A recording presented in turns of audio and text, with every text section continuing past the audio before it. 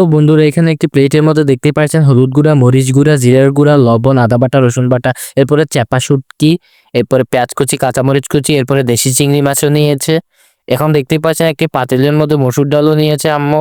এরপরে দেখতে পাচ্ছেন একটি খাঁচির মধ্যে পুঁই শাকও নিয়েছে আম্মু। এরপরে দেখতে পাচ্ছেন এখানে আম্মু একটি পাতিলের মধ্যে পরিমাণ মতো তেল দেওয়ার পরে পেঁয়াজ কুচি, কাঁচামরিচ কুচি, চ্যাপা শুটকি, এরপরে এখানে চিংড়ি মাছ এবং হলুদ গুঁড়া, মরিচ গুঁড়া, জিরার গুঁড়া, আদা বাটা, রসুন বাটা, লবণ সমস্ত মশলা দিয়ে দেওয়ার পরে ভালো করে খুন্তি দিয়ে লাড়িয়ে চাড়িয়ে 5 থেকে 7 মিনিট যাবত ধরে ভালো করে কষিয়ে নেবে এই মশলাগুলো। এরপরে কষানোর পরে এখানে আম্মু মসুর ডাল দিয়ে দিয়েছে। এখন মসুর ডালগুলোকে বিভিন্ন মশলার সাথে ভালো করে মিক্স করে খুন্তি দিয়ে লাড়িয়ে চাড়িয়ে নিচ্ছে।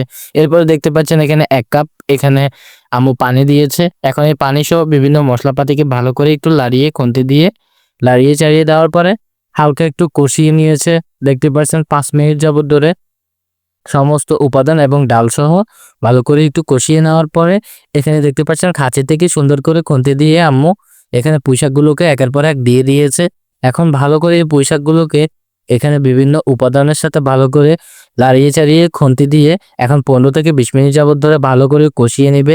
দেখতে পাচ্ছেন কালারটা অনেকটা চেঞ্জ হয়ে এসেছে। দেখতে পাচ্ছেন প্রায় অনেকটা হয়ে এসছে। এখন ফাইনালি রেডি আমাদের পুঁইশাক রান্না করা, দেখতে পাচ্ছেন।